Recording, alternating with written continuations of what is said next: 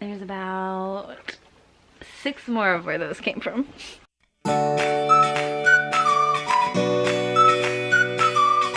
Oh my goodness.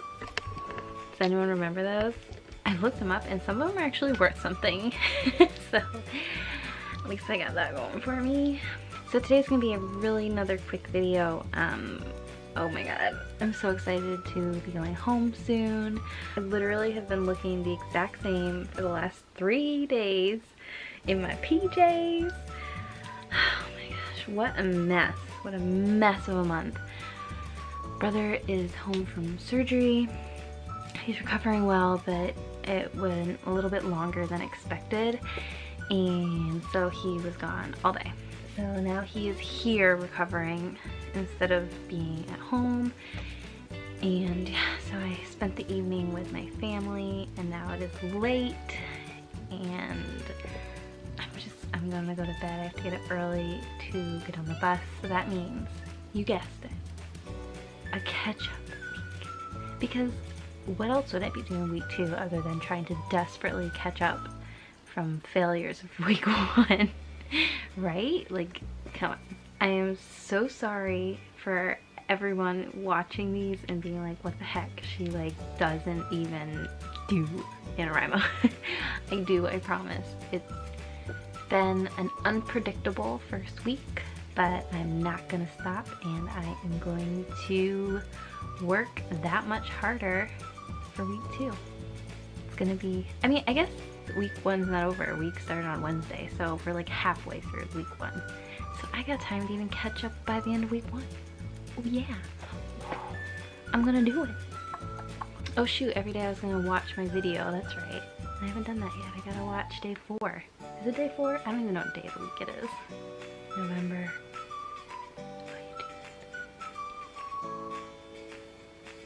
So something that I've kind of been wanting to talk about, or at least take a chance to address, and I plan to do this when I was actually done up a little better so I could do a sit down video. I've mentioned it before, but it took me about 3 years from when I first started Guardians of the Skulls to when I finished it.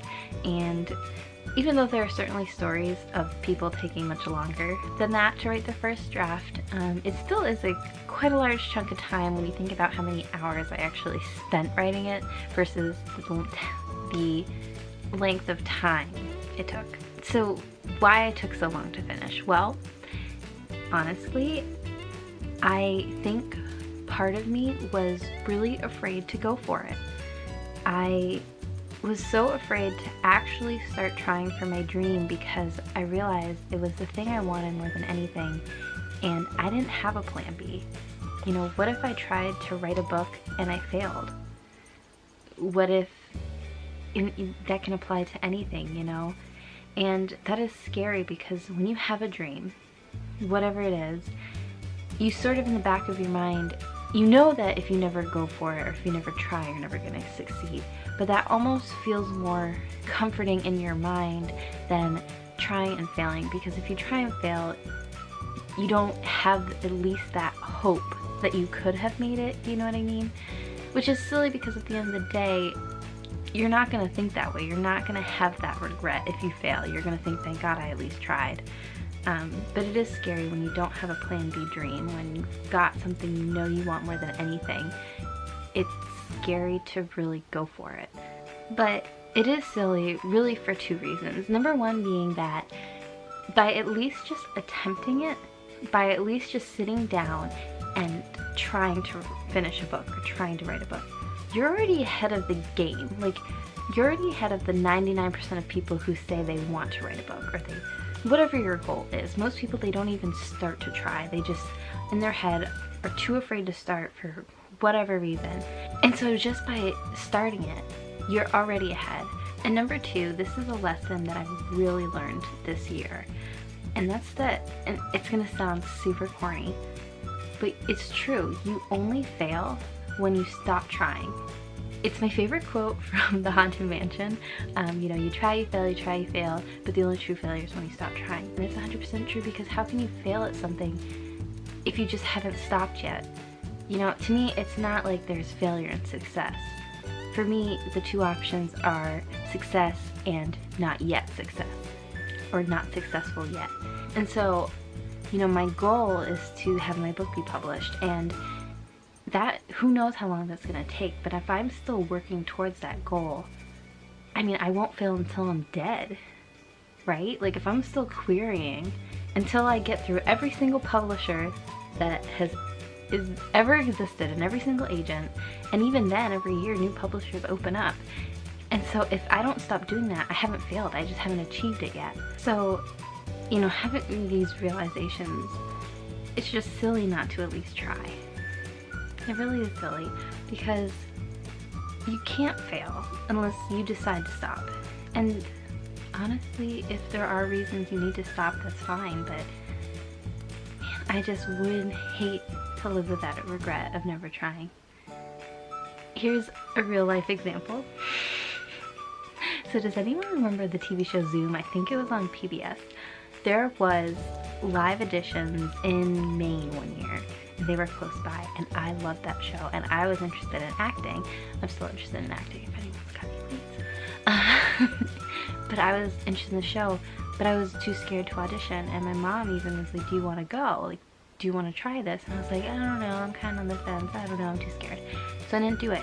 And it's a stupid example, but I regret it so much. Like, if anything, it would have been the coolest experience to see how auditions at that level are held. I mean, it wasn't a huge show, but it was a show most kids have heard of, and it just would have been so cool to see auditions like that. And I've gone to the in-person auditions in Boston for Big Brother, and I know going, I'm like, I'm not getting on the show. Like, I don't even have that expectation when I go. I just think it's such a cool experience to see how the auditions work, to meet other super fans, and oftentimes the winner of the previous season comes to the Boston audition, and so you get to meet them, and it's really cool.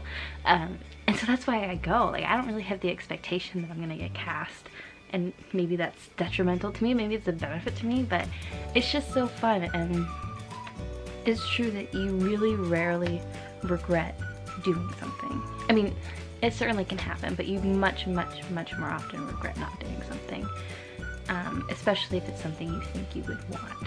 So if that's the reason that you've sort of been holding back from writing because you're so afraid to write badly, and you're so afraid to go for it because if you fail, your dream is dead, I mean, those just aren't good reasons. They're just, you're afraid of something that's not real. You're afraid of this monster that doesn't exist unless you let it. I said I was gonna make this video quick. My clock ticker right now says it's been 14 minutes. When I edit this down, it'll probably be like 10 minutes, but I just can't make a quick video, can I? Am I obsessed with myself? Probably. I mean, if I'm not gonna be obsessed with myself, who is?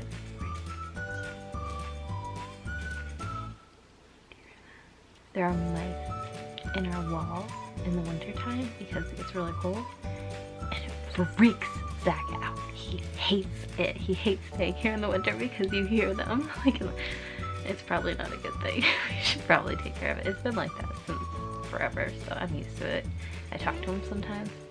I have little names for them. I'm just kidding. They stay in the walls though, so I know it's probably really bad for the structure of the house, to be honest. One day it's just gonna like come crashing down. So that's it for tonight. I will see you guys tomorrow, though. I mean, I'm not gonna upload this till tomorrow. I think you guys are gonna get, is it 3 videos? Tomorrow's the 5th. No, you'll get 2 videos tomorrow. So you'll get yesterday's video, today's video, and then Monday morning I will upload Sunday's video. And then after that, I'm gonna be on point with uploads because I will have internet again. We still don't have it. There are parts of my village that I'm in that still don't have power, and today one road got power that I heard of. Thankfully we've had it. The power actually flickered a little today and I got really nervous. I was like, are you kidding? We're gonna lose it now. And you know, I've been complaining about Wi-Fi, and like the state of Maine's been complaining about having no power, it gives me so much more sympathy for people in Puerto Rico. Like, I can't imagine going months and they're gonna have to, some of them go years without power. That's awful and that's horrible, and it's crazy. Like, you pay all of these taxes and you pay all this money to the government, and then you have to live like a third world country. I mean, that's just awful. Like, it really is. Ooh. Anyway, just my 2 cents on that. And I watched the Flint movie about those 4 women that sort of helped expose Flint, Michigan's government for what they were doing with the water, and it was really good.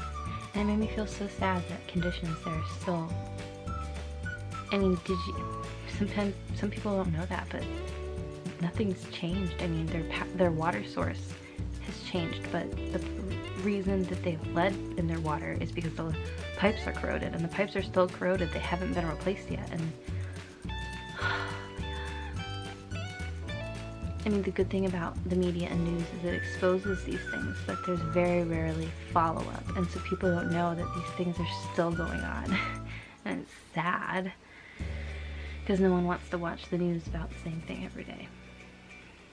And hey, I'm part of that too. I don't want to watch the news about the same thing every day. So, anyway.